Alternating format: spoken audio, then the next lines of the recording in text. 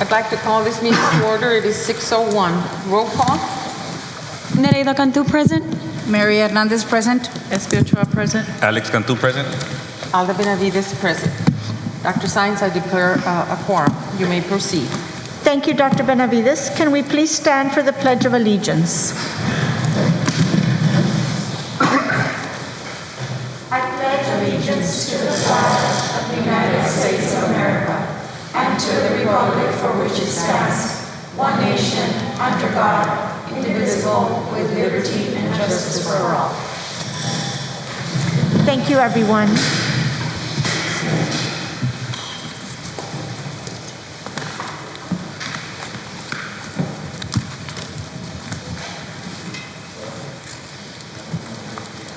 Okay, we'll move on to public comments. Thank you. We have a public comment from Mr. Israel Gonzalez.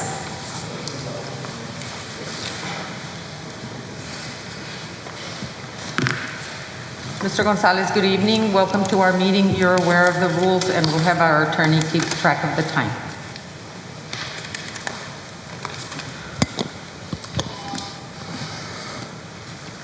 I'm here first and foremost because I want to make the board aware of an incident that occurred a while back. It was in 2018. This happened in the fall of 2018. An officer, Officer Cordova, actually threatened my son. There was a discussion with central office about it. There was Chief Gonzalez was involved. Several administrators were involved. The then student services representative, Ms. Abdullah, and the interim superintendent were involved. And the final thing that was supposed to happen was that Chief was supposed to address this threat.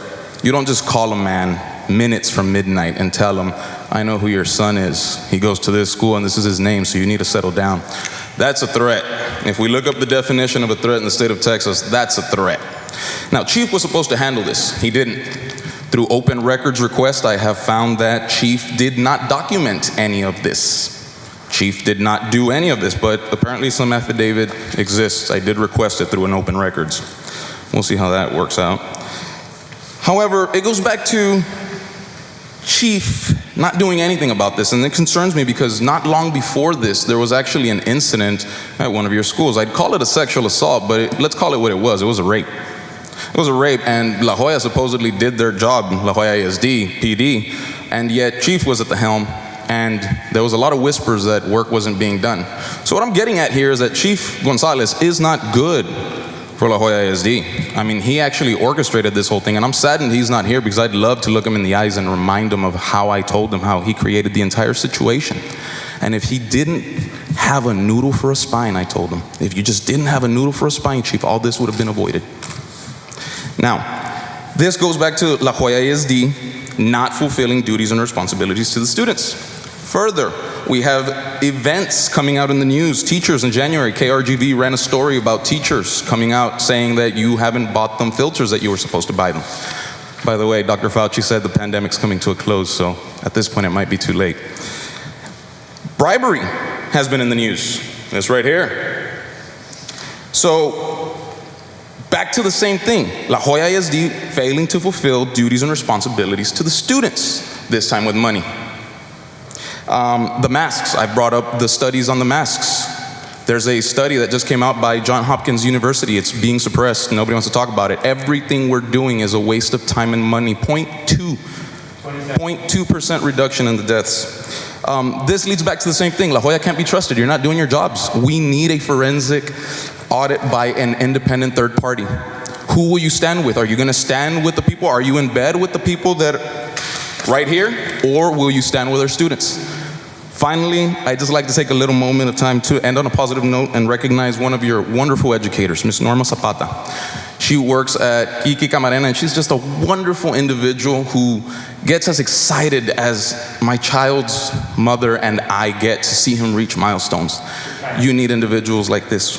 That's the only thing that redeems you guys. Thank you. Have a great day. Thank you, Mr. Gonzalez. We have a public comment from Mr. Jim Davila.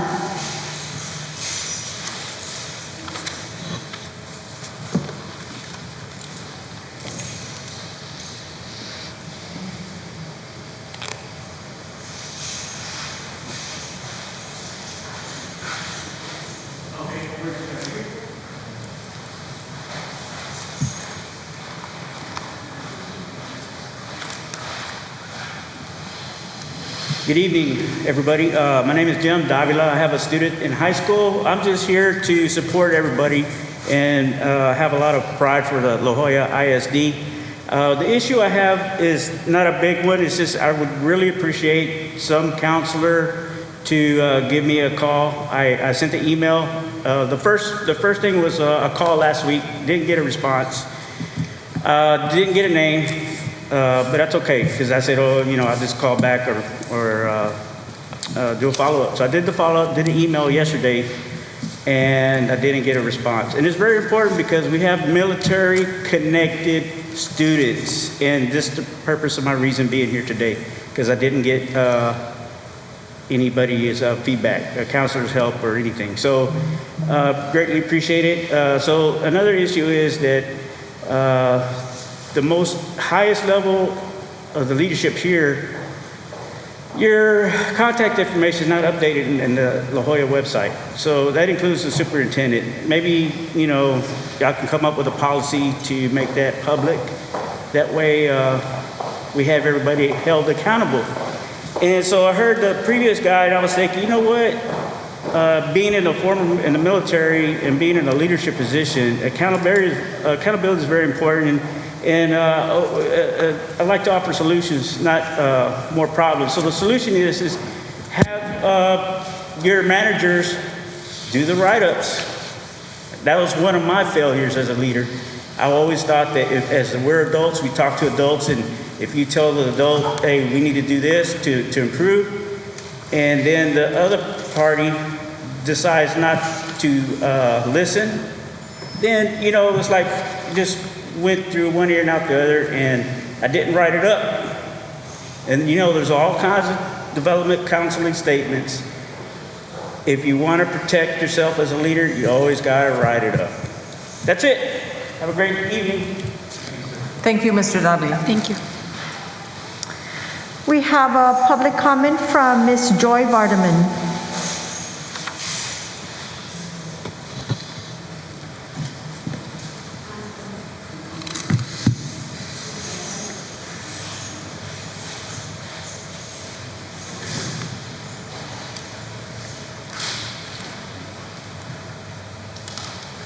Welcome, Joy. Thank you. How are you?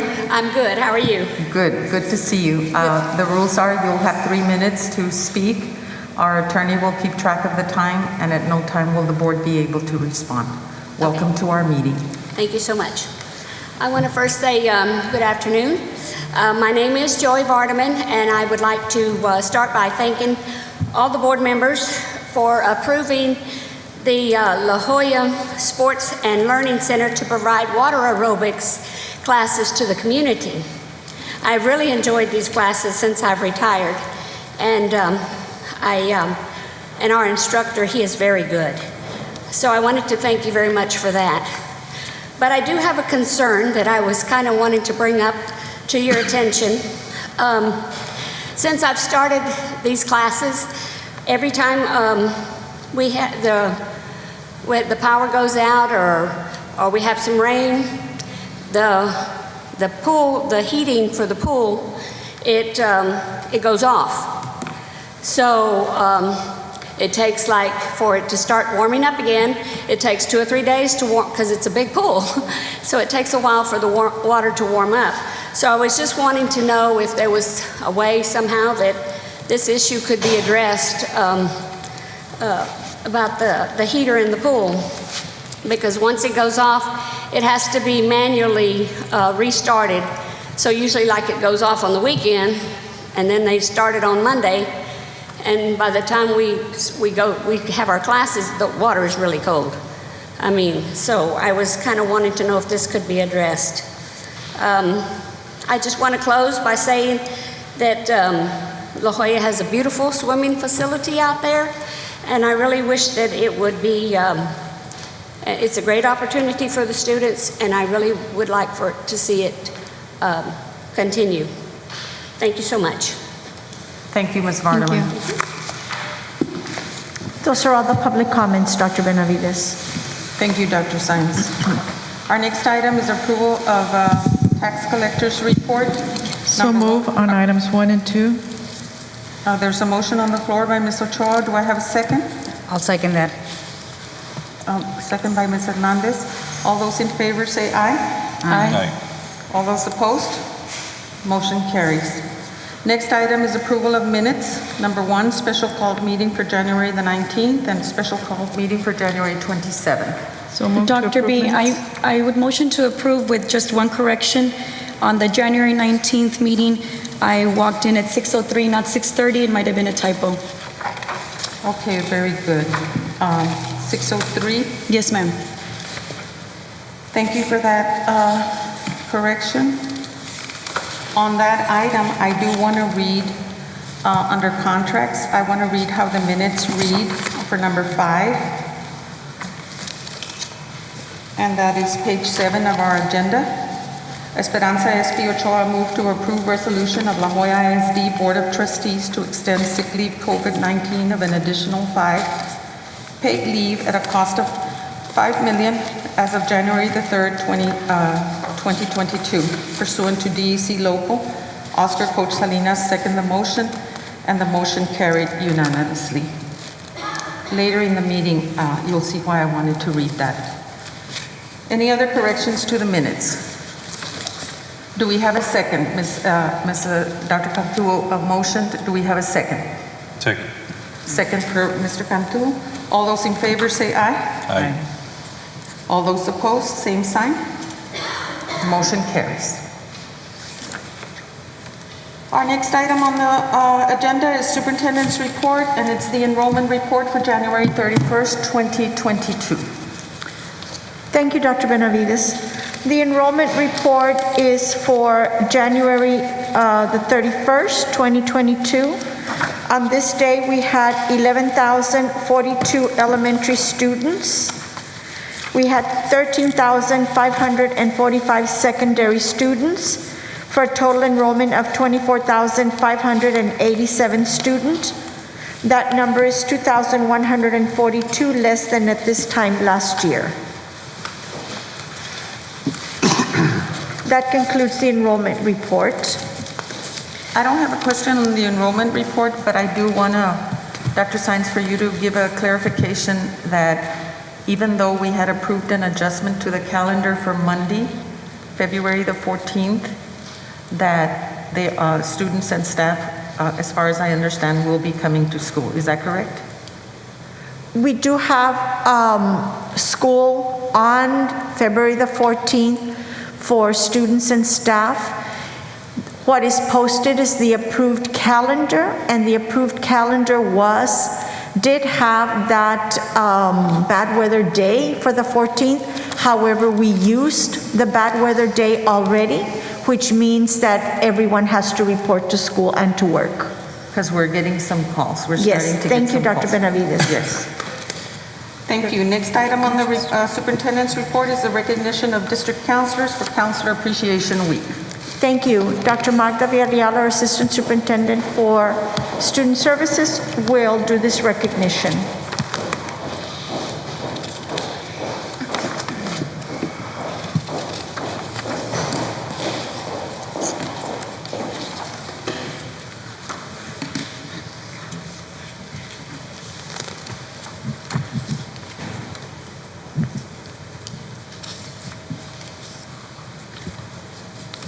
Good afternoon, Madam President, Board of Trustees, Administration, and Community.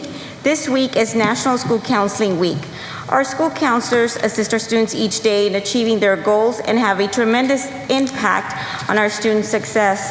Therefore, this evening, I ask that you join me in recognizing each member of this amazing group.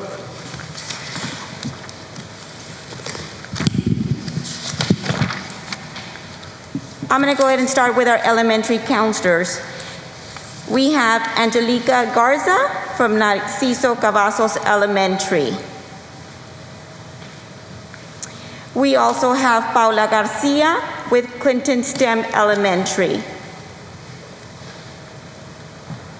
We have Ms. Veronica Gonzalez at Diaz Villarreal Elementary. We also have Mary Rios at Enrique Camarena Elementary. We have Velia Gonzalez at Chapa Elementary. We have Anabel Valderas at Benson Elementary. We also have Mr. Vasquez at Tabasco Elementary. We have Lisa Casas at Leo James Leo Elementary. We have Maribel Uresti at Perez Elementary. We have Norma Gutierrez at Rosendo Benavides Elementary. We also have Ms. Polito over at Zapata Elementary. We have Esmeralda Mendez at Flores Elementary. We have Isis Flores at Corina Peña Elementary. Over at Ibi Reina Elementary, we have Ms. Rachel Ramos. At Dr. Americo Paderes, we have Ms. Briseida Trevino. At John F. Kennedy Elementary, we have Ms. Iliana Landeros. At Sanford Dice Elementary, we have Ms. Joanna Garza. At Escandon STEM Elementary, we have Mr. Jose Vasquez. At Evangelina Garza Elementary, we have Luz Muniz. At Dr. Palmira Mendiola Elementary, we have Ermelinda Cantu. At Juan N. Seguin Elementary, we have Jocelyn Salinas. At Henry B. Gonzalez, we have Carolina Rodriguez.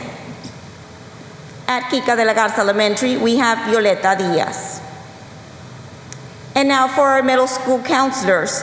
At De Zavala Middle School, we have Constance Garza. We also have Ms. Clarisa Banuelos.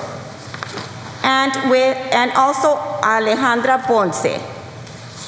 Over at Chavez Middle School, we have Dr. Amy Esquivel, Aurora Villarreal, and Dulce Izaguirre. Over at Dr. Javier Science Middle School, we have Dolores Briceño, also Mary Macias, and Mr. Leopoldo Ramirez. At Domingo Treviño Middle School, we have Italia Tony, also Lorena Science, and Eleazar Ramirez. At Memorial Middle School, we have Nereida Vela. Joining her, we have Rosalinda de la Garza and Mr. Sandoval. At Garcia Middle School, we have Luis Angel Flores. We also have Ms. Trevino and Ms. Marisa Acevedo Flores. Over at Ann Richards Middle School, our counseling team is composed of Mr. Salvador Magaña, Sylvia Hernandez, and Erica Mata. At Salinas Middle School, we have Ana Albania, Cristina Esparza, and Sylvia Ramirez. And now for our high school counselors. At La Joya High School, we have Laura Lee Loya Alvarez, Cruz Tebolti, Mariela Villanueva, Jose Borrego, Lupita Villarreal, Melissa Santos, Graviela Velázquez, and at the Early College High School, we have Ana Santos.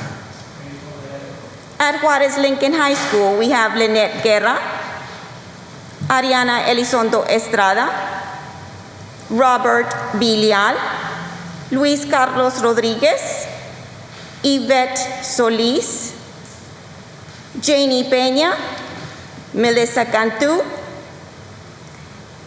and at the Palmview High School, we have Vanessa Salinas, Jose Regalado, Ms. Tila Ruiz, Juan Martinez, Estela Rodriguez, Veronica Chapa, Raquel Science. Over at Jimmy Carter Early College High School, we have Ana Salinas. At Thelma Salinas Early College High School, we have Jasmine Zapata. At Academy of Health Science Profession and STEM, we have Deborah Zamora. And at West Academy we have Ofelia Salinas. At College and Career Center, we have Marta Villarreal. At Hope Academy, we have Jesus M. Vasquez. We also have our elementary behavior specialist. We have our Nelson Moya, which is working with the La Jolla cluster. We have also Ms. Cynthia Salgado that works with our Juarez Lincoln High School cluster. And we also have Mr. Jose Rosillo. We also have our substance abuse counselors, which is Ms. Graciela Gonzalez, Adriana Villarreal, and Marlene Ruiz. We have our LPC counselors as well, which is composed of Don Gonzalez. We have Mr. Mauro Peña that works with the La Jolla High School cluster, and Juan Guajardo that works with the Juarez Lincoln High School cluster. Last but not least, we do have Ms. Nanette Limas that works with all our clusters and counselors, as well as with Ms. Thayes, which is an integral part of our counseling department. She is the school counselor director. At this point in time, I ask you all to join me in congratulating and recognizing our school counselors, because they do a wonderful job working with each and every one of our students, staff, and parents. So thank you so much, counselors, for everything you do every single day. Thank you.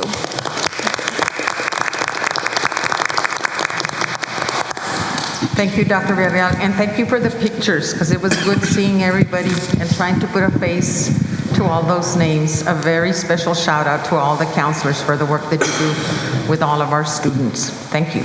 Thank you. That concludes the superintendent's report. Dr. Benavides. Thank you, Dr. Science. Then we'll move to discussion items. Discussion item number 1, presentation of 2021-2022 return to in-person instruction and continuity of services plan. This presentation is going to be done by the different assistant superintendents for specific areas of the presentation. Thank you, Mr. Munoz. And for the record, Mr. Salinas joined us at 6:22. Madam President, Dr. Benavides, Madam Superintendent, Dr. Science, members of the board and community, we thank you for this opportunity to provide you with an update by department on our district's return to in-person instruction and continuity of services plan. At the same time, we recognize the effect that COVID-19 has had on our district and our community. And in response, our district's educators, staff, and school leaders at all educational levels have made extraordinary commitments to dedicate their talents, energy, and resources to address the needs of our students and families in the community. Parents, family members, and caregivers have done the same, supporting their students while responding to profound challenges in their own lives. We thank you for the opportunity to update you on some of the initiatives we currently have in place in our district. So beginning with curriculum instruction, we wanted to share our district's plan when it comes to accelerated instruction. One of the initiatives that we have to mitigate the learning loss. So at this point in time, campuses have been provided with ESSER 3 funds and support to provide accelerated instruction, which is high dosage tutoring, Monday through Saturday. Campuses are currently tutoring Tier 2 and Tier 3 students on Mondays and Tuesdays, and providing additional high dosage tutorials for our Tier 3 students on Thursdays and Fridays. And campuses are also providing Saturday tutorials. And we have also partnered with Silver Learning to provide tutorial support at some of our elementary Tier 3 campuses. When it comes to technology, we had a one-to-one initiative when it comes to devices. Our district is now at 100% complete with this initiative. Campuses have been provided with additional devices to quickly replace lost or broken devices. Through the Emergency Connectivity Grant, our district will now receive an additional 10,441 Chromebooks to continue with this initiative. When it comes to presentation cards for every classroom, presentation cards consist of a 70-inch TV, an Apple TV, and a mobile TV cart. When it comes to this initiative, we are at 100% complete at all elementary and middle school campuses. We are still waiting on some devices, the delivery of TVs, to complete this initiative at the high school level. They've already been procured. We're just waiting on delivery. iPads, iPad pencils, and laptops for teachers. We are 100% complete at all elementaries and middle school campuses. We're still waiting on the delivery of iPads to complete the high schools. We are currently at 48% completion on this initiative. Charging carts, we are 100% complete with this initiative based on campus requests. Ergotron workstations, these are mobile workstations that would allow our teachers to teach from any part of the classroom. We are at 100% complete with this initiative. 360-degree cameras with microphone.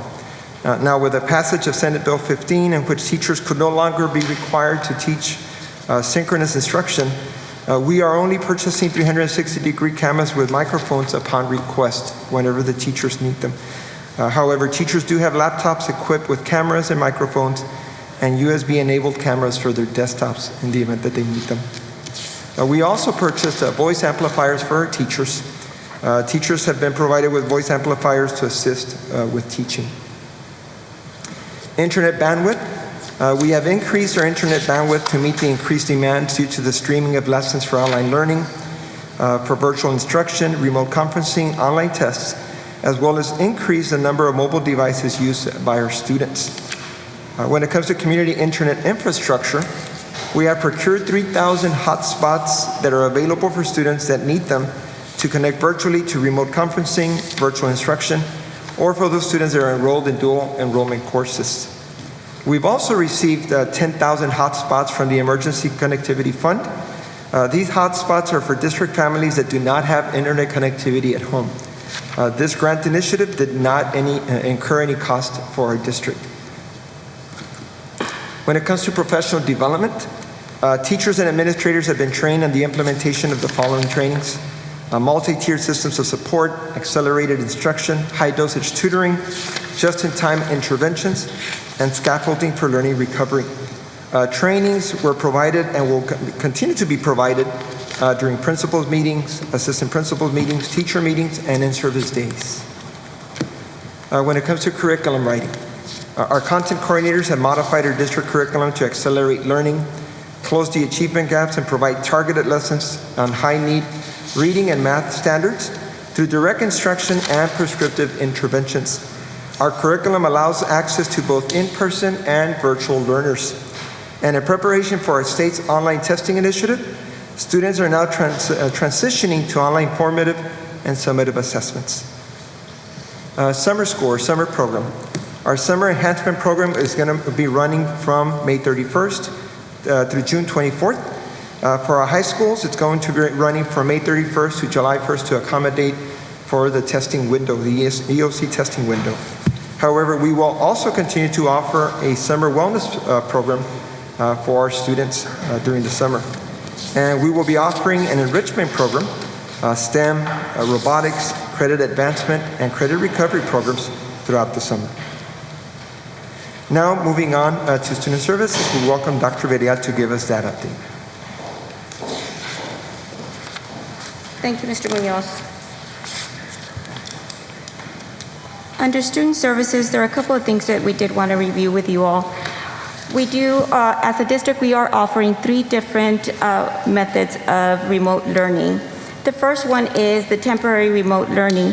And this one, it's important for us to be able to recognize that there's differences in each one.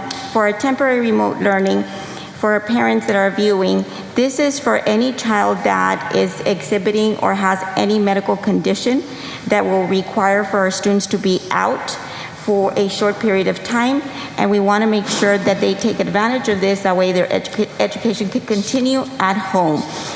Currently, right now, we have 1,080 students that are being serviced through this program in itself, okay?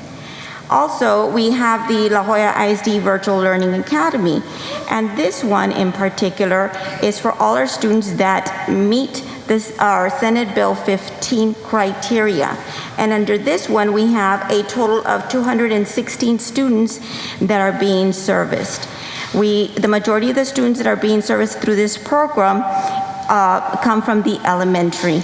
We do have around 30 students that are being serviced at the middle school and maybe 2 or 3 students that are being serviced at the high school.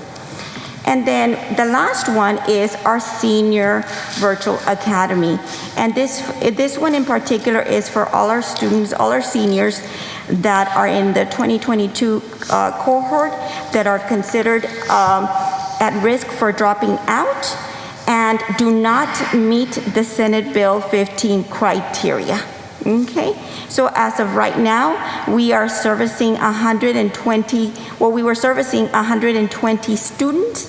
We do have 30 students that already graduated, so currently we have 90 active students. Okay. Next, we do want to touch up on the social, emotional, and behavior management component. We do as a district, we're offering the Naviance lessons.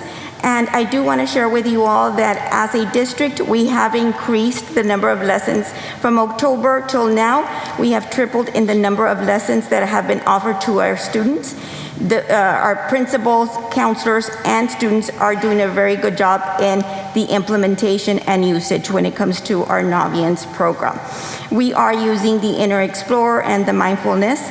And also, we are working with our students very closely, more so than ever, when it comes to student support groups in the area of grief and loss and coping with the stress and anxiety. And then with a multi-tier system of supports, as we all know, we have our Tier 3, Tier 2, and Tier 1. But one of the things that we do want to share with you all is that in prior years, only certain campuses had CIS caseworkers. Now every single campus has one at we have at each elementary, middle, and high school. So we do have CIS caseworkers at every school here at La Joya ISD. As far as the After School Center on Education, our ACE program, we do have 2 cycles that are going on right now. We have Cycle 10 and Cycle 11. Through these 2 cycles, we are servicing 20 campuses. And then we are actually implementing all the initiatives with the rest of the campuses in the district, but we are using our ESSER funds to mimic all the programs from the ACE grant with all the rest of our campuses. Also, when it comes to the ACE grant, one of the things that we are implementing, as you can see, the ACE grant focuses on the academic enrichment, the social emotional, and the most important part that we have seen is that when it comes to our family engagement, we're able to bring in our parents with our kids as well. So that in itself is proven to be very helpful in the communication piece with our parents.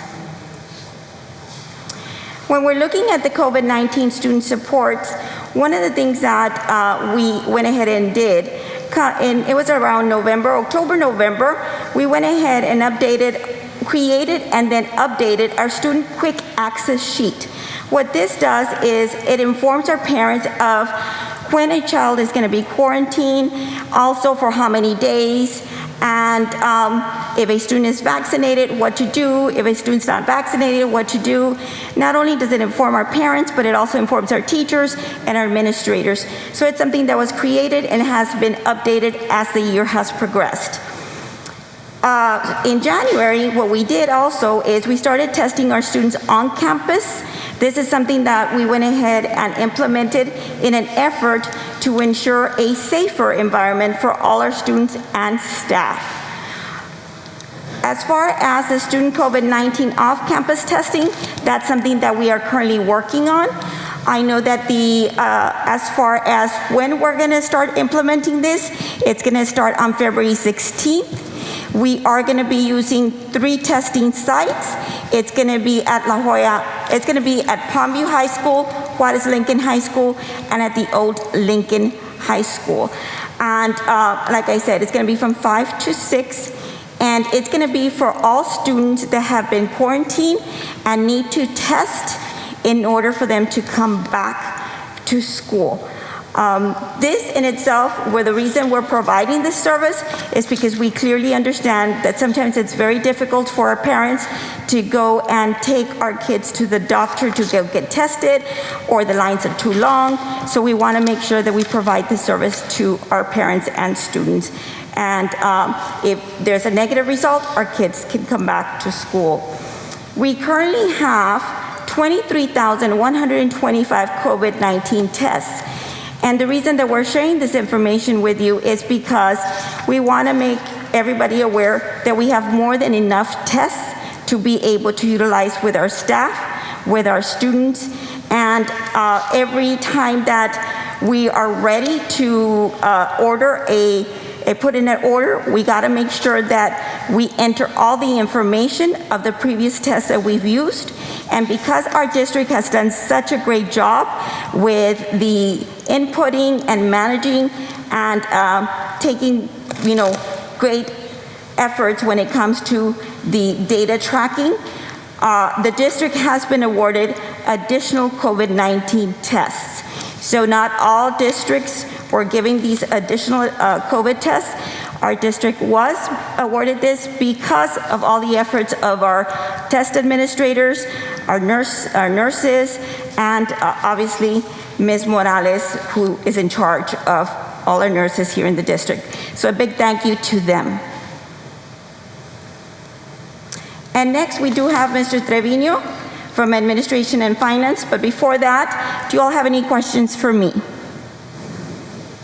It's not a question, just a recommendation. I know that, and I'm not sure if this is correct or not, but that the schools would no longer be doing the testing, that people were going to be sent, I guess, from central office to do the testing.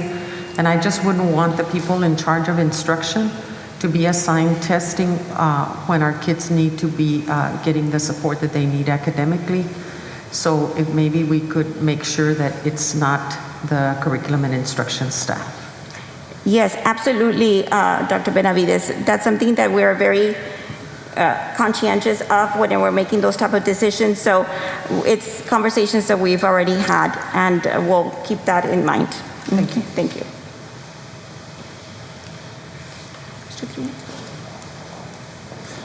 Good afternoon, everyone.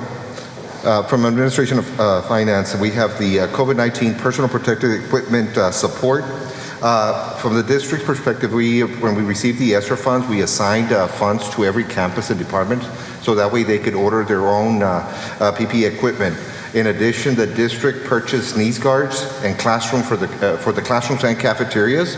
And at the beginning of the school year, we did provide every campus and department with a startup PPE supplies.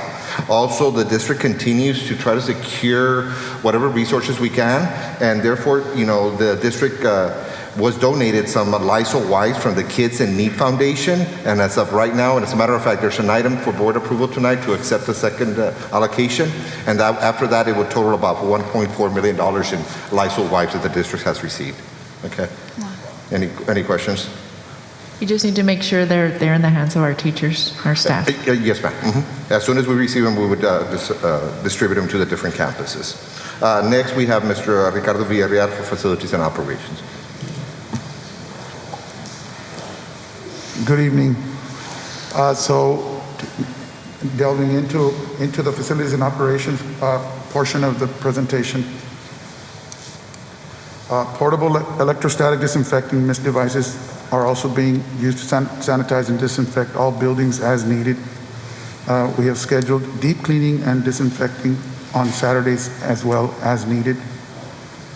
Each bus is already housed with air purification systems that mitigate the spread of COVID-19, as well as buses are also equipped with portable laser thermometers to monitor students and employees while loading the buses. Buses are also equipped with hand sanitizer dispensers so that students and staff can use as they enter and exit the buses. Outdoor benches and tables have been distributed to every campus as well to help mitigate the spread of COVID. And we have also installed touchless water fountains in every campus in the district. Any questions? Thank you. Next, we have Ms. Ayala with Human Resources. Good evening, everyone. For human resources, we do have COVID testing available for all staff.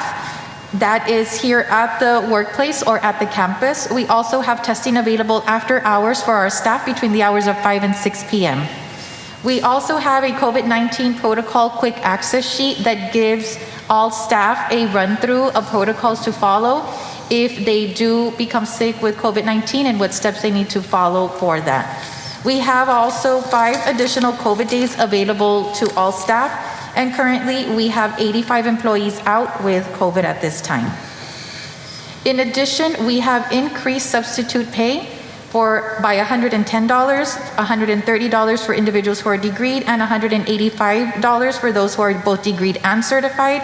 This is so that we could get more substitutes into our classrooms because of teachers that had to be out.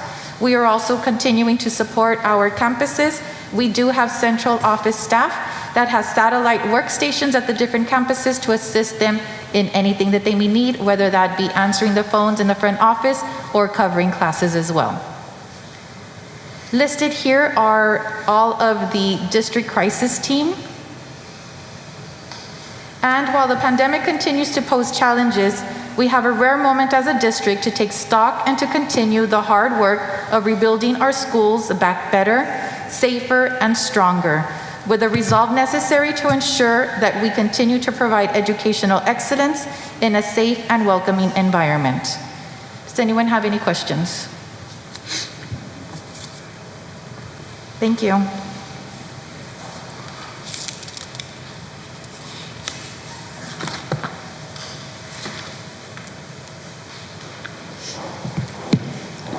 Our next item on the agenda is going to be the discussion of the third, thank you to all of you, first of all. And then number 2, discussion of third 6 weeks performance data. This item is going to be done by Mr. Sebastian Duque, who is our Director for Curriculum and Evaluation. Thank you, Mr. Duque. Good evening, Madam Board President, Board of Trustees, Dr. Saenz, Administration, and La Jolla ISD community. Today we'll be sharing with you the 2022 third 6 weeks STAR grades 3 to 8 performance data for the third 6 weeks. In this first slide, you will note that all students have been aggregated by grade level and subject, which is our reading. Our top performing grade level is our 5th grade students who performed at an 81% approaches, 53% meets, and 34% masters. In the second table, our math performance, our top performing grade level is our 8th grade students who performed at an 83% approaches, 62% meets, and 23% masters. Our top science performer for La Jolla ISD is our 8th grade students who performed at 64% approaches, 37% meets, and 18% masters.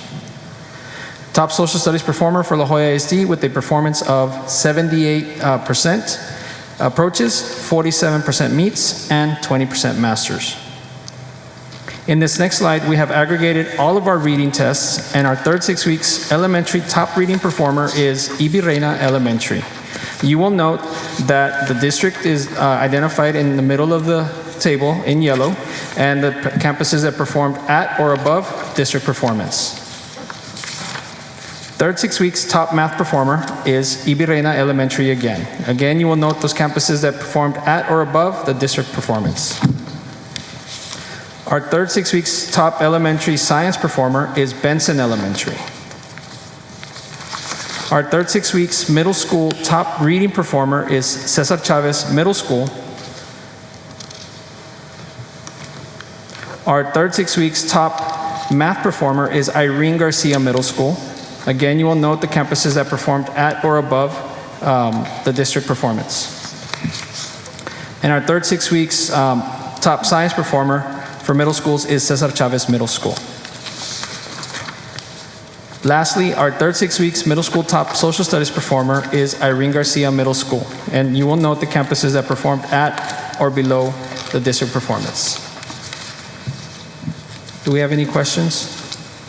I had a question on the middle schools. What extra, and maybe Mr. Munoz can answer it, or you, Mr. Duque, What extra support is given to, because it seems consistent that the schools that are not performing on level are Trevino and Dr. Science and Salinas. What extra support is given to those schools, or was given, because I know this is third 6 weeks data and it ended in December. So what extra support was provided to those schools? Good afternoon, everyone. We do have a comprehensive support plan, Dr. Benavides, in conjunction with the initiative that HR presented on, in which we sent central office staff to work out of satellite stations. I know that our executive director for middle schools, Dr. Oliveira, strategically placed the coordinators in those locations to better support those areas of need.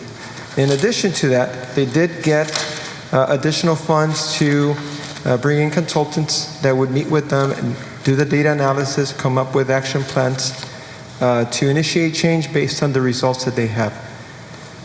And of course, they did also get those resources, the ESSER 3 funds, to be able to hire additional tutors and provide supports after school, early bird during the school, after school, and on Saturdays. The satellite assignments that you all have, they're across the district, right? It's not just, for example, at these schools. Correct, Dr. Benavides. We placed a central office person in each campus to be there and support whenever they have emergencies, whenever they're short on staff. They're working out of satellite stations. Their primary responsibility is still their assignment. They also have the freedom to be able to travel and move from one campus to the other to provide those supports. But they are working in close proximity to those campuses in the event that there's an emergency and they need to support. If you had to name one thing that is unique for these campuses that are in need, what is that? More than anything, it's a support that the executive director is providing. The executive director is still visiting campuses. Right now, they're doing the comprehensive needs assessments to go beyond and find the root cause as to why they're struggling. Once they finish with those comprehensive needs assessments, we are going to come up with an action plan to strategically address those needs that they have identified there. Have those principals had an opportunity to state perhaps maybe what it is that they need extra? Yes, I know that Dr. Oliveira meets with them weekly. They do needs assessments. Whatever resource they need or whatever supports they've asked for, they've received. Right. Fortunately, this year we do have the ESSER 3 funds that have allowed us to be able to support them in that way, and any request that they've asked for, they've received. Thank you. You're welcome. I'd like to thank also the teachers for working so hard and trying to close the learning gap, and also our CNI coordinators that are so diligently throughout the district doing their assignments and also supporting our teachers. So thank you. Thank you, Mr. Duque. Thank you. Thank you. Thank you very much. Thank you, Ms. Ochoa. Next item on the agenda is discussion of the La Joya ISD Texas After School Centers on Education, ACE program for cycle 10 and cycle 11. This presentation will be done by Mrs. Janeth Leal, who's our Texas ACE Program Director for Cycle 11.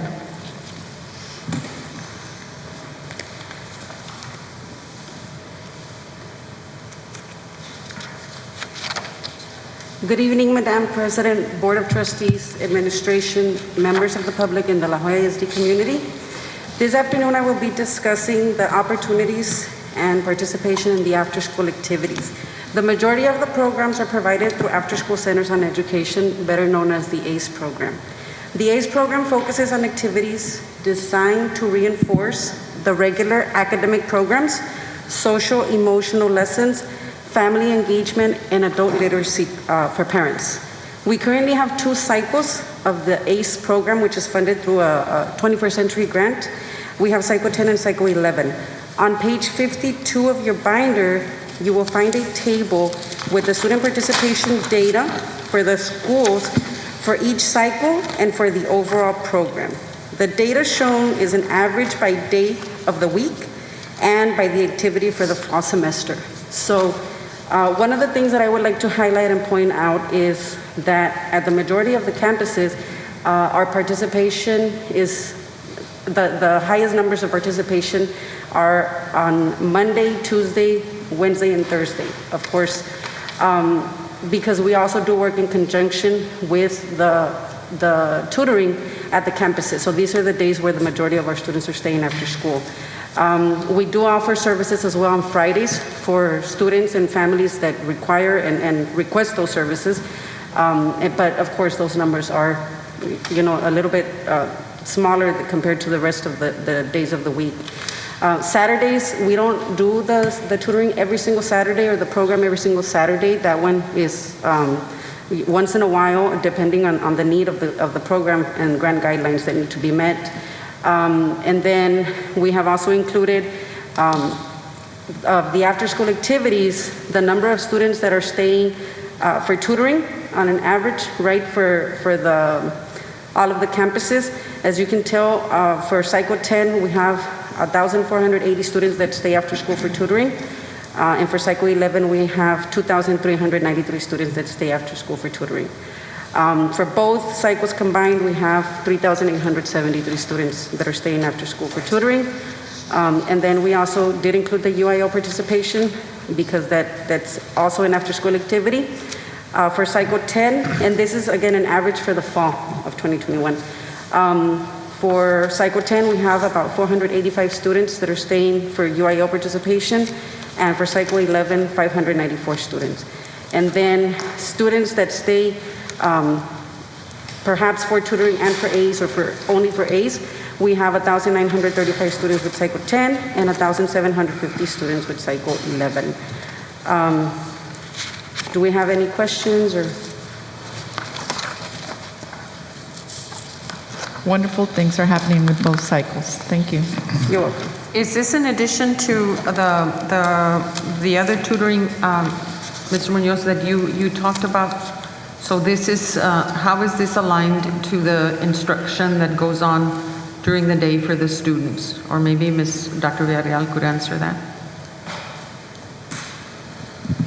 This is in conjunction to Dr. Benavides. So we work closely with our CNI department, right? So basically on Monday, Tuesdays, and Wednesdays, this is something that we do as far as the tutorials, right? We offer tutorials on those 3 days, and then after that, we do the ACE program, which is the clubs in itself. So we work in conjunction with CNI in itself. But as far as the tutorials, I mean, it's all based on the academic needs of our kids. So the tutoring that you said to the in-person instruction, getting back, this is the tutoring for after school? For after school, absolutely. And then is there, Mr. Munoz, is there additional tutoring during the day, or this is the only tutoring?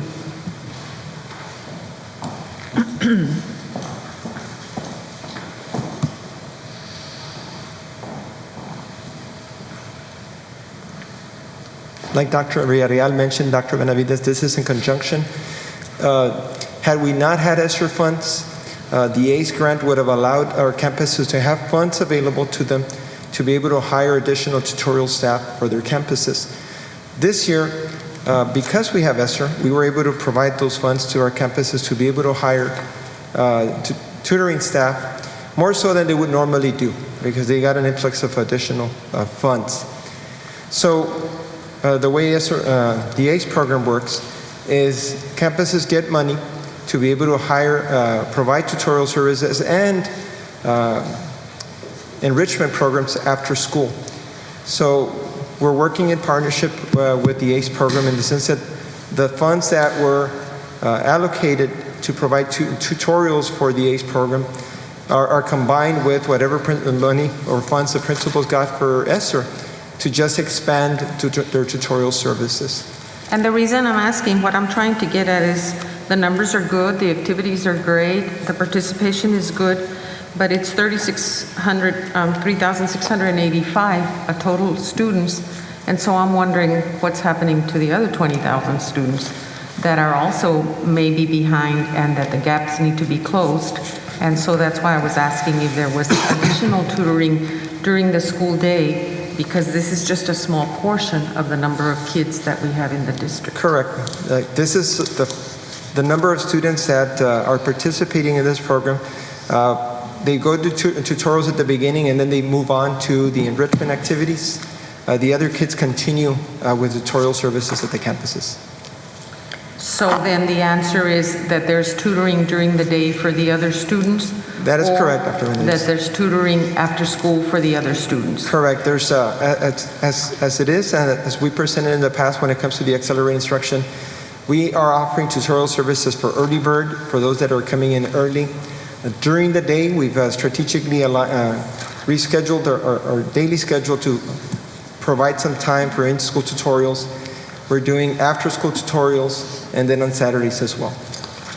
In addition to this? In addition to this. Okay. Thank you. Yes, ma'am. And this, I just want to point out that this is only the campuses that have the ACE program. Correct. The counts for any of the other campuses wouldn't be included here. No, and I recognize that, but the other campuses, they don't have the teachers like you have the teachers in your program, right? Or what teachers do they have? The non-A schools have their own tutoring program, and we do have some other activities, kind of what Dr. Villarreal talked about earlier, is that we're doing some of those activities too. But the non-A schools do have their own after-school tutoring programs. Like regular tutoring with the teachers from the campus? Yes. And you'll see an item that we have on the agenda, further in the agenda, that because we're trying to replicate the ACE after-school program in the non-A schools, we are asking for an item to pay those lead teachers so that they can have those lead teachers that are also planning the activities just like our ACE. But the response to your question is they do have their own after-school tutoring program. And for these schools that are here, aside from the after-school, they do have, some of them have early bird training. They do have during the day intervention periods also that are built into the schedules, especially the high schools. Most of the high school interventions are done during the day because it's hard to get those kids to come after school. And so we do have built-in interventions in their schedule in the high schools. Thank you. Thank you so much. Thank you, Ms. Leon. You're welcome. Next item on the agenda is a discussion of accelerated instruction for special education students. For this discussion item, we have Ms. Andrea Garza, our Special Education Director.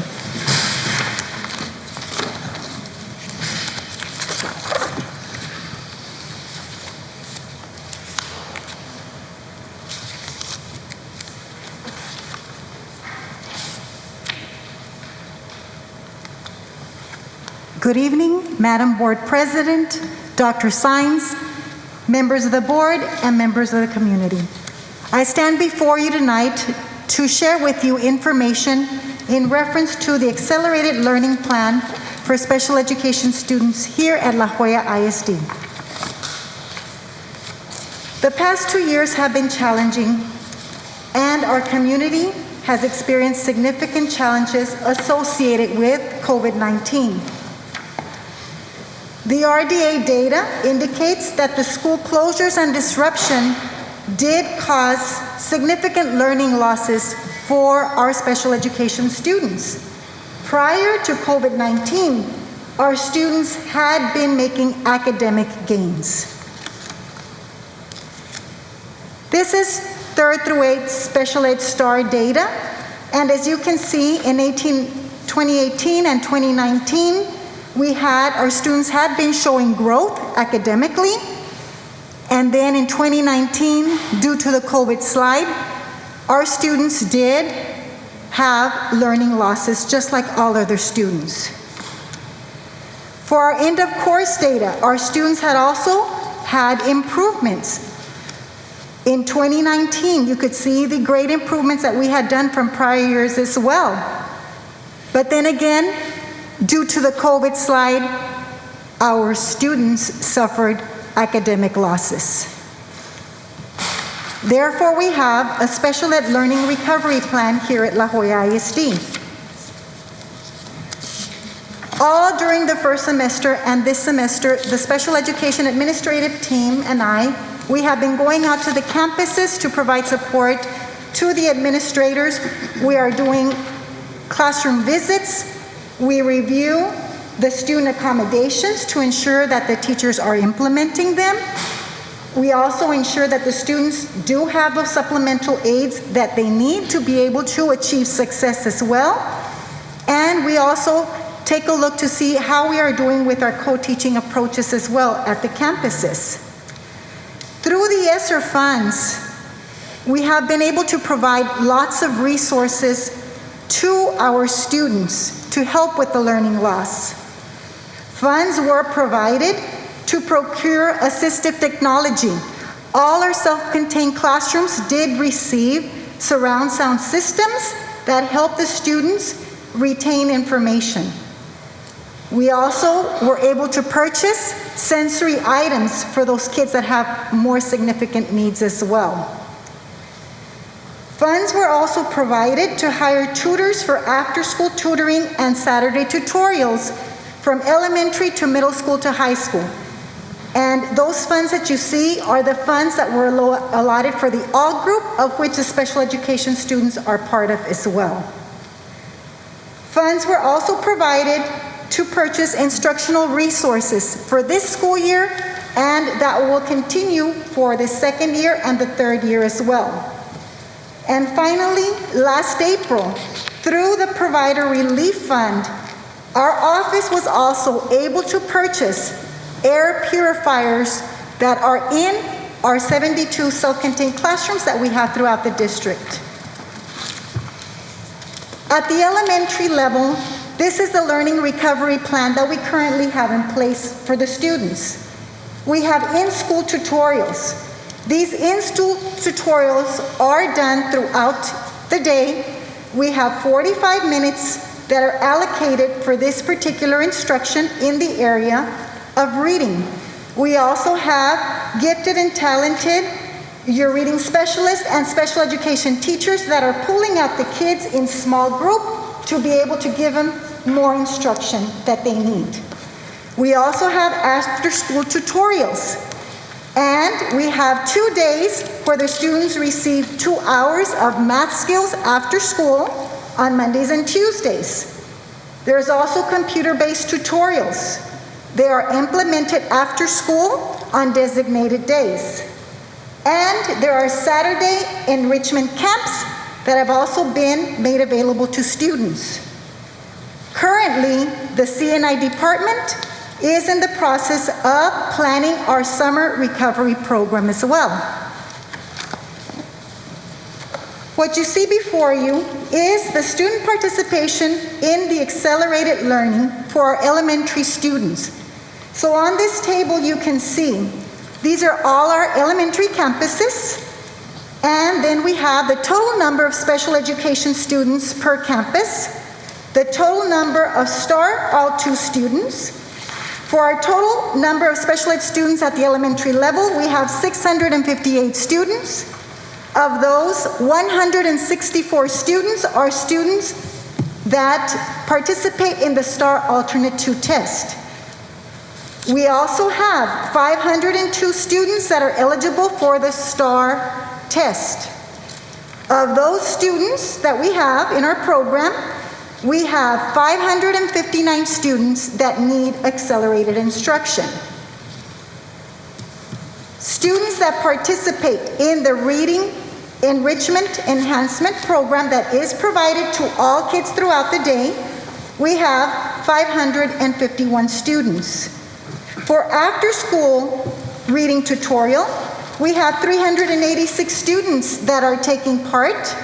We also have 228 students that are taking part in the computers for reading after school. We have math tutorials, 405 students. Math computers after school, 226. And Saturday tutorials, 16 students that have taken part in these Saturday camps. Ms. Garza, from this reading tutorials after school and the reading computers after school? Yes, ma'am. Are they the same students? No, it can be different students. We have some students that participate on certain days depending on their needs, Dr. Benavides. We have certain kids that have a need for reading and some that have a need for math and some that have a need for both. But the reading tutorials after school, the 386, and the reading computers after school, those, they may be counted twice. That is correct. Okay. Yes, yes, ma'am. This is our middle school learning recovery plan. We also have in-school tutorials throughout the day through what we call our reading and math quest classes. We also have after-school tutorials that are being provided. We have early bird students and Saturday enrichment camps, and currently CNI is planning the summer recovery program. Here you have the number of students that are participating in accelerated instruction for our middle schools. We have a total of 658 special education students. Of those, 142 are Star Alt 2 students, 520 that are Star students, and 519 that need accelerated instruction. Of those students, we have 330 students that are participating in a reading quest class during the day, and we have 133 students that are participating in early bird tutoring, and 160 participating in after-school tutoring. For the math quest during the day, 213 students, math early bird tutoring, 114 students, math after-school tutoring, 145, Saturday enrichment camps, 44, and we also have science tutoring that is being provided to our students that failed the science assessment in 5th grade, and they're being provided 30 hours of instruction, and we have 78 students that are participating in these hours. We also have an enrichment period that a couple of the campuses have already embedded in their day as well, where their students are also getting more tutoring time, and we have 88 students that are also participating in that program. For our high schools, we have in-school tutorials during the day, we have after-school tutorials, Saturday enrichment camps, and again, the CNI department is currently working on planning our summer school program. At the high school level, it's different. The students are receiving instruction based on the end-of-course assessment that they need. For La Jolla ISD, for our students in English 1 receiving accelerated instruction, we have a total of 120 students, and they have already completed 1,217 hours of accelerated instruction. For English 2, 70 students are participating, and they have received 1,471 hours of instruction. In the area of Algebra 1, 79 students are receiving accelerated instruction, and they have already received 2,798 hours. Biology, we have 70 students receiving instruction for a total of 971 hours that they have already completed. And U.S. History, 40 students participating, and they have already achieved 2,241 hours. As of January the 28th, our students have received over 8,700 hours at the high school level of accelerated instruction. At La Jolla ISD, our students are receiving early bird interventions, during the day interventions, after school interventions, and Saturday camps as well. And we are confident that our students are going to make academic gains based on all of the support that is being provided to them. Any questions? I don't have any questions. I like the report in terms of the students attending, because I wanted to make sure that the students were attending. The only other question, not question, but that I would just make sure, do the students have all the assistive technology in the classrooms and not sitting somewhere without them getting to the students? Absolutely. And everything that we have already purchased is in the classrooms for the students. I know that there were money given to every campus for Yes, ma'am. instructional material for the special ed teachers. How many of the campuses have already used it? As of right now, we have few campuses that have purchased it, used their monies. We did inform all of them that we wanted them to be able to use this money by the end of this month so that they can have any additional resources that they need. And we are keeping close contact with the administrator at the campus and the campus secretary. Our teachers have been informed, this is how much money you have. Please make sure that you purchase any instructional items that you need to be able to provide better instruction for the students. Because now that we're finishing our budget year in June, I know the calendar the budget calendar is Yes. different. So when is the budget closing? And is the SR budget date the same as our regular budget? It's right before spring break, that the budget will be closing. How often do we walk, to see these campuses? I mean, to see the campuses? Because I'm seeing that the grades are really low. So what are we actually doing extra? Do we go into the campuses and? Yes, ma'am. I mean, how do you? So we go in as a special ed department, but we also go in to do visits as part of CNI. This week, we have been making classroom visits for middle school campuses, and we started those last week as well, and we're part of the CNI group. We go in together. We go in and when we go to the general ed classroom where we have the majority of our students, right? We ask the teachers, let's take a look, and sometimes you can see it right away. Students have their supplementary aids readily available, and that's what we want to be able to see. And that is something that's very positive because our kids are utilizing those supplementary aids, and those are things that they can use to be able to achieve better success in the state assessment. What about their attendance?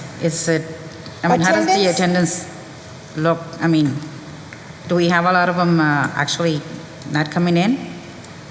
We have special education students that are coming in. Of course, like everything, we do have some students that have more difficulties coming in, especially our students that are in our self-contained classrooms. Our kids in our self-contained classrooms basically have a lot of more medical needs sometimes, and it makes it more difficult for them to come in.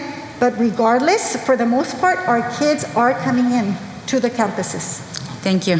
Of those that Dr. Villarreal presented, the 1,000 some that you said were with medical needs, there was 1,000 some, I don't remember the exact number. Approximately how many of those are special ed students? I don't have the number right now, but I would get back to you on that, Dr. Benavides, but it's 1,080. That count is very fluid because depending on the return date, it could be that they're there for 3 days, 5 days, right? So that count is very fluid, but I could get that number for you and give it to you by tomorrow if you like, or give it to the board by tomorrow. All right. And then Mrs. Garza, if we were to ask a special ed teacher, do you have the materials and resources that you need to teach in your classroom? What would the teacher say? Absolutely yes. Yes, ma'am. And they know that anytime they need something, they can call. Everybody has my number, Dr. Benavides. If they need something, we find a way to get it to them. And the only reason we're asking, Ms. Garza, is because we get told that some of them don't have the instructional materials. That's where Ms. Hernandez is coming from. And we've discussed this, and so has Dr. Cantu, Ms. Ochoa. We've all discussed the fact that sometimes we are told that the teachers do not have the instructional resources. and we made sure that when the ESSER funds were being disseminated, that you were getting your fair share. And so we just want to make sure that the kids have the materials the teachers have the materials in their hands, and the kids have the resources that they need. Because we recognize that the kids, that there was a slide and that they lost. We recognize that's across the state. It's just, what are we going to do from here on forward so that we can make sure that we address the needs of the students? And that's where we're coming from. Absolutely, and right now is a perfect time, especially if you had some teachers that have indicated, I don't have the appropriate resources. Well, they were all informed, this is how much money you have at your campus to purchase whatever you need. And I always tell them that if you need more, let us know, and we'll find a way to get that what you need to you. And so now is the perfect time, because we do have those funds available through ESSER that we want them to spend by the end of February, because we know that the budget closes. And probably what we can do, and I know that you mentioned this, Ms. Garza, but go through every campus's special ed budget and see who has not spent. More than likely, those are teachers that are needing some resources, and we could maybe assist them with some other purchases. Thank you. And then if teachers call, or if people call, that they make sure that their calls get that someone returns their call, especially if they're needing instructional resources, because every day is a day lost, and our kids need all the attention, and they need their materials. Right. So, every kid, it doesn't have to be special ed, but tonight we're focusing on special ed. And we're talking a lot about resources and materials, but I would also like to say, Ms. Garza, in that sometimes teachers have materials in front of them, but they don't know how to use them. So my question to you is, are there any coaching taking place, side-by-side coaching? Anybody and everybody can go into and make observations, but if you don't sit side by side with your teacher and show them how to utilize and implement, then that resource is useless. So my question to you is, how is your department supporting those teachers? Yes, ma'am. There is coaching going on for those teachers that do need additional support, such as what you've indicated as well. And our supervisors go in, and they are working with certain teachers across the district. And then what we've also done is, when we have new teachers that are joining us for our self-contained classrooms, of course, right now because of COVID it's been more difficult, but we've also sent them to other teachers that are very well versed, who have many years of experience as well, so that they can learn from them as well. So that is something that we implement here in our district. Very good, thank you. Thank you. Any other questions or comments? Thank you, Ms. Garza. Thank you for all your support. Thank you, Ms. Garza.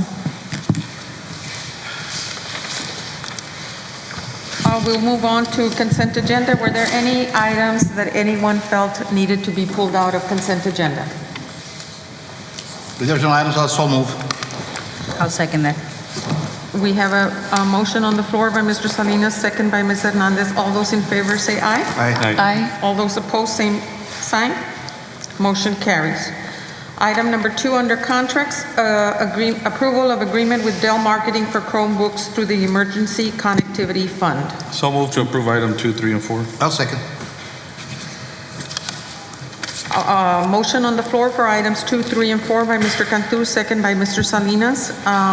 Any comments on any of them? I do have a comment for number 2. I know that's 10,000 additional Chromebooks, and so I just want to make sure that those Chromebooks get into the hands of kids and are not going to be sitting in the gymnasium or somewhere else, that we make sure that they're at the schools and that they're inventoried appropriately so that we keep track of all these purchases that we're making. On number 3, approval of amended resolution. I read the motion that was made by Ms. Ochoa and Mr. Salinas back in January 19th, 2022. At that time, the administration had recommended that we include the vaccines, not because administration wanted to pretend that they want to require anything else. They were just, what they had in mind was that they wanted to make sure that the staff is protected and that the staff, not only themselves, but those around them. At that time, I know that I was given the credit for passing a resolution. As a board member, I don't have the authority to pass a resolution, and therefore I read the motion, and that resolution was passed unanimously by the whole board. Not one trustees has the authority to pass any resolution. It's either at a rightfully called meeting and the board members act, and there has to be a majority of the board so that a resolution can be passed. And so I wanted to defend administration because they were trying to protect everyone when they first talked about what were going to be the requirements for the days. However, at that evening, Ms. Ochoa gave feedback, and several of us gave feedback that we take it back, that we look to see how we can better serve. We had heard some comments from some of our staff members, and we listened to them. And so therefore, administration is coming back today, and they're bringing to us that we remove the stipulation of the vaccine. But I wanted to make clear that the administration was not, or myself, trying to dictate that we have to require that. We were just trying to make sure that the staff was protected and that those around them are protected. We listened to the staff, we've made a change, and the resolution has been amended. Ms. Ochoa recommended that we go back to people that had been hired prior to, we even went back to July, so it's going to include from July. And so I just wanted to clarify that and how it works so that people, the community out there has correct information and the community can understand how resolutions are passed, and only as a body are we able to pass those resolutions. It's not one board member acting individually to pass any resolution. So with that, there's a motion on the floor by Mr. Cantu and second by Mr. Salinas. All those in favor to vote on items 2, 3, and 4, would you say aye? Aye. Aye. Aye. All those opposed, same sign. Motion carries. Under bids, approval for air and surface sanitizing equipment district-wide, 2022-19, item number 2. Also move. I'd like to have a motion to postpone. We were supposed to have a sample this evening. It was supposed to be overnighted. It wasn't. We were supposed to, is Mr. Loya here? He's right there. I don't know. Mr. Loya, are we ready to go, or are you in agreement to postpone? We were just waiting for the item, and but we'll have the discussion.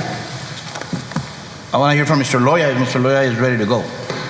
Good evening, Madam Board President, Board of Trustees, members of the Cabinet, and of course the community who's tuned in. We are ready to recommend the line item number 2, which is the air and surface sanitizing equipment for district-wide. This expenditure will provide air and surface sanitizing equipment for large occupied areas, such as our gyms, cafeterias, libraries, and auditoriums. When we say line item 2, this bid was made up of 2 line items. Line item 1, which was approved by the board at the last board meeting, those units were for our classrooms throughout the entire district. Line item 2 wasn't a part of that agenda because we still had additional information to request. All that has been requested and received, and as of right now, administration as well as the ranking committee is ready to approve line item number 2. And you're wanting to postpone that because? Only because I was told before the meeting that we had requested a sample and that we had not received the sample, that the sample was supposed to have been overnighted, and we were hoping to get it prior to the board meeting, and we didn't get it. And so my suggestion was, if we need to postpone it and call an emergency meeting once we get the sample and we feel more comfortable that we could do that, But whatever the board is. And I understand that, but it's just the fact that every day that goes by, COVID ain't stopping, and I understand that. But I'll ask Mr. Loya, and Mr. Villarreal is there, you have thoroughly seen this and it works, correctly? Yes, sir. So if I may, that request came in yesterday at lunchtime when I had a committee meeting with 2 board members and a panel that was there. So, I mean, we can really give the vendor ample time to get the equipment here. It was ordered. It came from Kentucky. Unfortunately, it was stuck in a snowstorm. And we got that information from an email that was sent to Ms. Zapata and myself. It should be here by tomorrow, but we know what the technology does, and we believe in the technology. So like I said, we are ready to approve. If you have any other questions besides that, I'm willing to answer.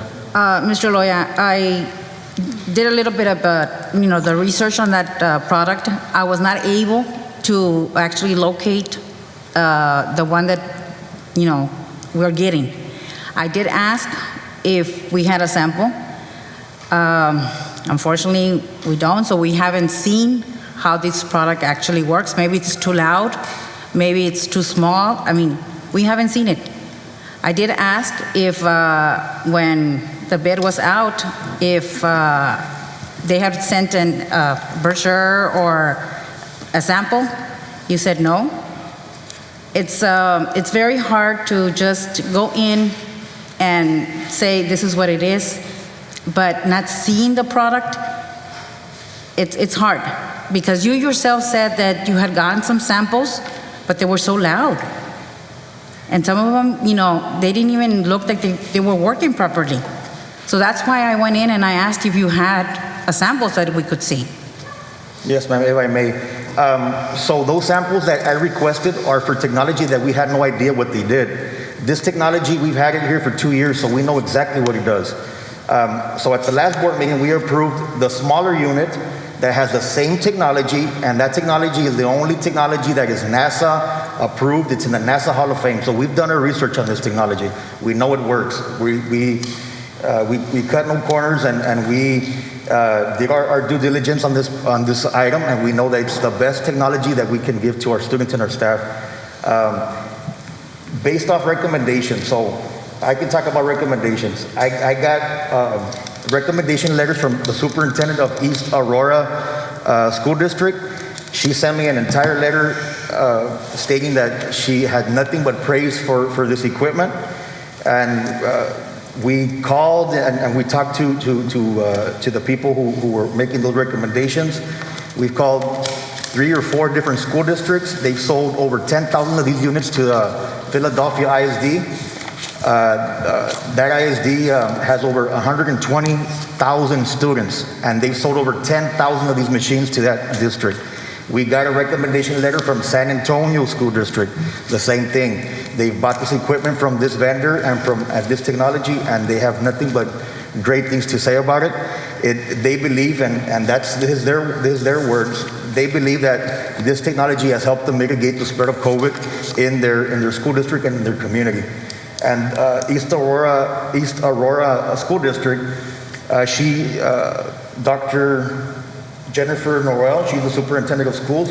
She even added that her community is extremely low. It's a low rate of vaccination, like about 15% of the community is vaccinated there. And she has not had to shut down school because she believes this technology is working. So we did our due diligence. Like I said, I would have hoped and wished that the machine would have been here, but things happen. I didn't think we gave the vendor ample time to get the machine here. He tried his best. He overnighted it. He even sent us an email, I'm sorry. It's stuck in the storm. Mr. Rick Villarreal has the tracking number, so he verified that it is stuck. Things happen, but we believe in the technology and we know it's going to work. How about the sound, like Mrs. Hernandez is saying? Is it loud? No, sir. So we did request samples from certain vendors that we had no idea what the technology was that were a lower bid, right? And when they got here, we tested them out, and all that's in our bid notes, why we didn't recommend those machines. A lot of these vendors who were lower, because one of the requirements that we had in our bid language was that they needed to submit certified lab testing that their equipment killed the SARS-CoV-2 virus, which is the virus that creates COVID. And if they didn't submit that, well, they were ranked accordingly. So that's how we did our rankings, sir. Mr. Loya, Would you, Mr. Villarreal, would you vouch to what Mr. Loya is saying? What Mr. Loya talked about is correct and accurate. It is in a nutshell. It is a smaller. The machine that we're currently using and that we have in some of the classrooms is exactly what Mr. Michael Jackson is going to provide for us. Fortunately, we did order it. We ordered the C unit, and it just didn't make it. That's his name, Michael Jackson? Yes. Mr. Michael Jackson. Mr. Villarreal, since you said we have a tracking number, do we have an estimated time of arrival? Is it I've been on the phone with him and UPS as well. Friday? They didn't give us an exact time of arrival, ma'am. But if not tonight, later on tonight, we should have it tomorrow. And we are, we did our due diligence, and we leave it up to you all to give us direction. I do appreciate all the research that's been done and that Mr. Loya has presented to us, and of course, the purchasing committee. I do agree. I do appreciate that.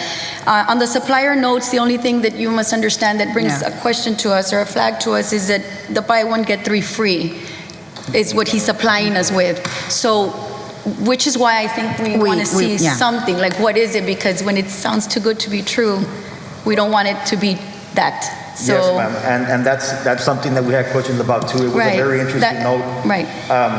So basically what this vendor is saying is since their equipment was originally made for 20,000 square feet, which we're requesting for the machine to cover 20,000 square feet, with this variant being so contagious, the Delta and the Omicron variant being so contagious, they're recommending to put up to 3, 4, depending on the size of the gym in order to cover. So that's why he said buy one and we'll give you 3. At the end of the day, if you look at the pricing, I don't think any vendor or business is in the business of losing money. So I'm more sure it's in there. But that's a competitive bid, and we cannot control what a vendor submits in their supplier notes. I mean, that was a question that we brought up to him as well. And we verified, is it a typo, or are you sure about this? Right. And he stands firm on his statement. But can that be because you already purchased one from them for every classroom that they might be giving you for the gymnasiums? They're not going to be that many. No, Mr. Salinas, the other Different for the buses. that was a different vendor who got awarded line item 1. Okay. Yes. Well, you've told us everything you need to tell us. Thank you, Mr. Loya, and thank you, Mr. Villarreal. Thank you so much. We have Yes, ma'am. a motion on the floor by Mr. Salinas. Do I have a second? I mean, I motion for approval because of COVID, but it's up to the board, Every day we wait, more kids and more people are getting infected. So. Do I have a second? I'm so moving for approval.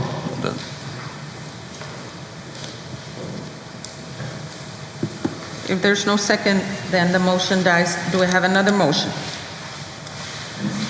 I would like to make a motion to just wait until we get the sample, and maybe at that point we can come in and have an emergency meeting. I mean, we really need to see the product before we go in and actually approve. I went in myself and I tried to Google the product itself, and unfortunately I didn't come out with the same results. That's why I had that meeting with them yesterday. Okay? And basically it's, like I said, it's a matter of, reading it and saying, buy one, get 3 free. I mean, it's just, it doesn't sound good. I'm sorry. But There's if a I would motion. like to just wait, and as soon as we get it, see if we can have an emergency meeting to approve. A motion on the floor by Ms. Hernandez for us to postpone until the item is here and call an emergency meeting as soon as the item gets here. Do I have a second on that motion? I second. Second? All those in favor say aye. Aye. Aye. All those opposed, same sign. I'll go ahead and oppose it due to the crisis of COVID. Thank you. I'll nay it too. I really, if administration is already recommending twice, I think we should move forward with it. Okay, so we have 2 nays, Mr. Salinas and Mr. Cantu. Other than that, the motion passes to postpone and to wait until we have a sample and for us to call an emergency meeting, Dr. Sines, as soon as we have the item. Thank you. We'll move to Business and Finance, item number 7. Do I have a motion for approval of acceptance of certificate for substantial completion for La Joya ISD Rosendo Benavides Elementary Roof Renovations Project? Madam President, I'd like to make motion 7, 8, 9, 10, 11 under C. Motion has been made for items number 7 through 11. Do I have a second? Do I have a second? Second. Okay, second by Mr. Cho. I just have a question on item 10. Item number 10, question. Go ahead. Okay, so I'll go ahead and make a motion, Mr. Cantu. I'll take that motion back. That'll be items 7, 8, 9, and 11. No, we can do 10. Okay. And we can discuss That's okay. it. All right. Yes, we can discuss it. That's fine.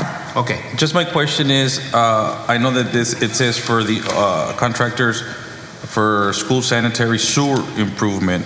Is that meaning that the school is connecting already with the sewer project, or? Yes. Is that like a waste treatment? Plant that's going to connect both campuses? That's how I took it. Yes, that's what it is. Yes, good evening. Yes, it's to connect both Flores and Leo to the sewer line that's already in place right on 492. Good deal. No, that was my only question. Are there any other questions? If there are no questions, there's a motion on the floor from number 7 through number 11. All those in favor say aye. Aye. Aye. All those opposed, same sign. Motion passes.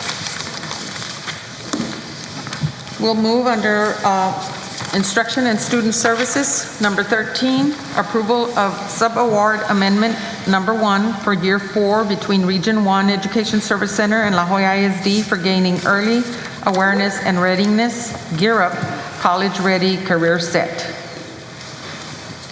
So moved to Do I have a motion? Second.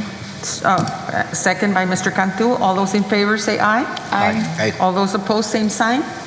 Motion carries. Number 14, approval of sub-award agreement amendment number 1 and change in staffing for year 4 between Region 1 gaining early awareness and readiness, Gear Up, College Ready, Career Set program, and La Joya Juarez Lincoln High School. So move. I'll second. Motion by Mr. Cantu, second by Mr. Salinas. All those in favor say aye. Aye. Aye. All those opposed? The motion carries. Number 15, approval of pre-K 3 and pre-K 4 multi-age or standalone classroom in every elementary campus.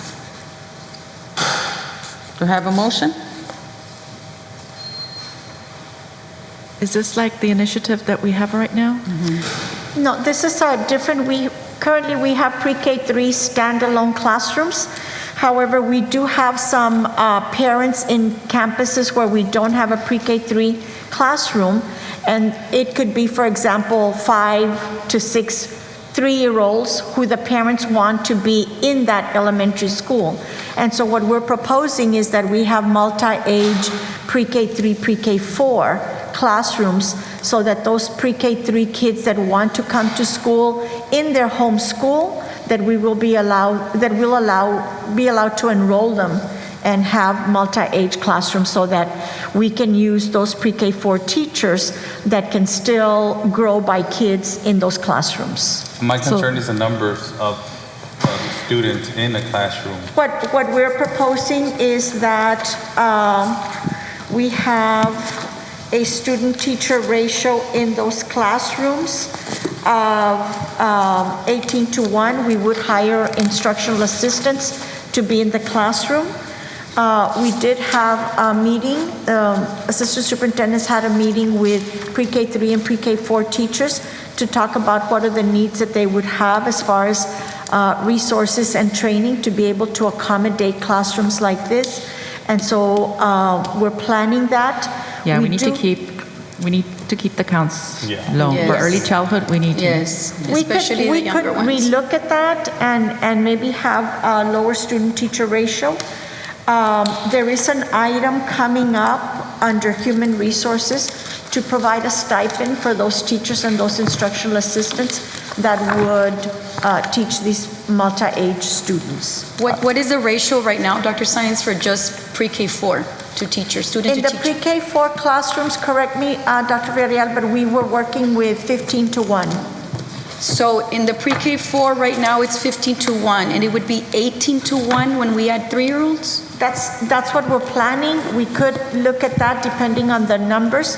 We would start with those pre-K4 classrooms that have the lowest counts. Dr. Science, I just want to say that for our PK3 class, it's a 15 to 1 ratio. The pre-K3, I apologize. Yes. The pre-K3 is 15 Okay, to I 1. was asking for the pre-K4. pre-K4 is It's 22 to 22. 1. I 22 to apologize. 1. And like Dr. Science did mention, it is a 18 to 2 ratio because when we add the instructional assistant, it would be 2 adults in the classroom. So it would be 9 to 1. Right. One of the things that we did do is we did meet with a committee of PK4 teachers so we could go ahead and go over this information with them, get their concerns, just like Dr. Science mentioned. And we want to make sure that it's a smooth transition. We want to make sure that we provide all the necessary resources. One of the things that they did mention a couple of things when it came to the curriculum, when it came to potty training, when it came to just the fact of the time of the year, but they were very receptive. They understand that it is a need. They want to make sure that if it does occur, that we equip them with what they actually need. Therefore, there is going to be a training that's going to occur on Friday. Our executive directors for CNI is going to be providing, they're going to be providing those trainings. One is going to be on Friday, and there's going to be a makeup later on for any teacher that misses that particular training that's scheduled. And then the additional stipend that's being provided that Dr. Science just finished mentioning. I would really like a work session with the board on this item, especially because of the age group and the amount of kids we have in the classroom.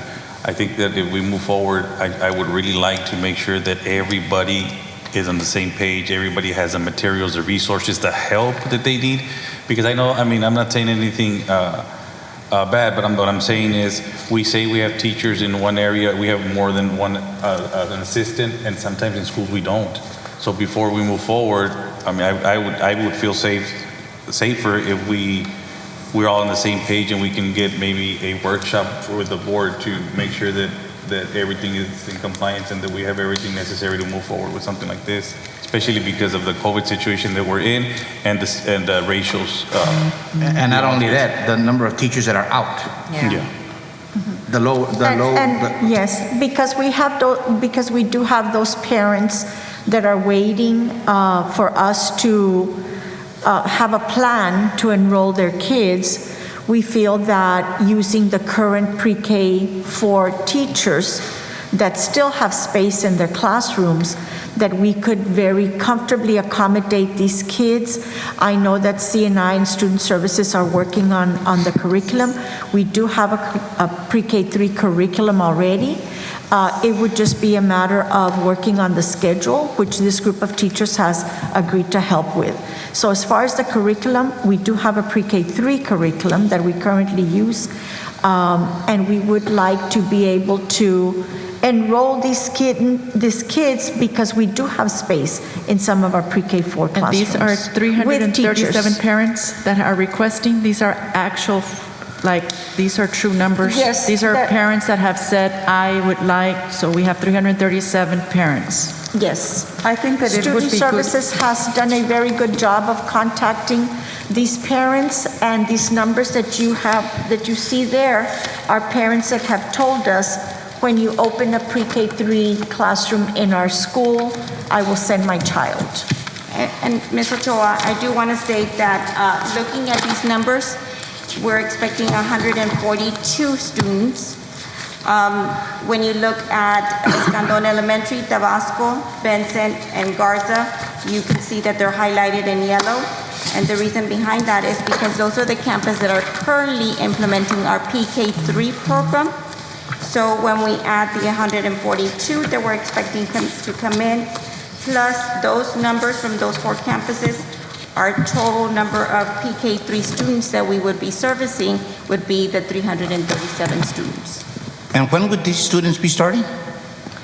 We will work with the teachers in the upcoming week or two, and then we would begin enrolling the students probably as quickly as next week. It might not be that they're starting next week, but we will begin to enroll them and then bring them in gradually as we get the teachers ready. Which brings us back to the same situation that we haven't received. It was 25 days. Am I correct, Mr. Vera? You can answer from there. We don't have every classroom with purifiers, and we're bringing in more kids. We just declined the other purifiers that are going to be in the gymnasium. Again, where is the COVID crisis? No, we did not decline. We just said we would have an Yeah, but you're emergency bringing it back, meeting. so it's going to bring it back. But what I'm saying is we still haven't received it. We're bringing in more kids. No, but they're already in the classrooms, Oscar. They're already there. They're just going to be, Yeah, but they're going to be together. aren't these kids that are going to be coming? That parents would say 100 that if you were to open them, they would come? 142. So there's more kids in a classroom. That's what I'm saying. 142 kids spread out among these elementaries that Spread are out here. among 23 schools. So 23 it's not, schools. it's not an influx of kids. It's a few. So it's 142, Dr. Villarreal, and you said how many more in total? It's 142 students, and Okay. if we add the current students that we're servicing in our PK3 program, it gives us a total of 331 students that we would be servicing. A ratio of? Well, we're gonna be doing an 18 to 2, right? But the new students that would be coming in would be 142, spread throughout the different elementary schools. Spread throughout 23 campuses. My concern is just the numbers. correct. If we're almost to cap and having two And or these three are the or four, small kids that. and then you bring 2 or 3 kids into a classroom that's already almost full. That was my concern.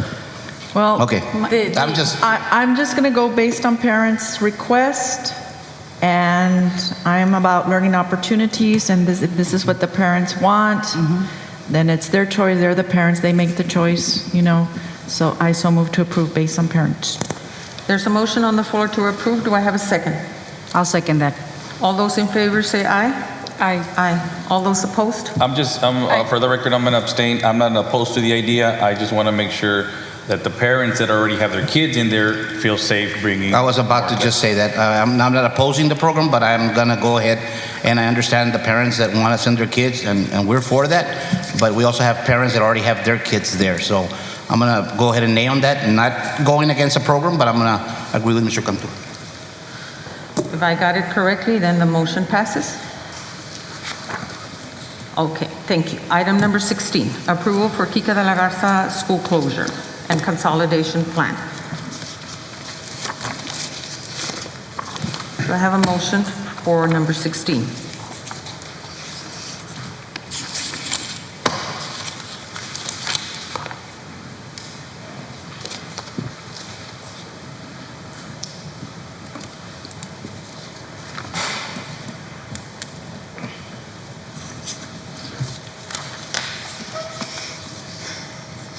No motion?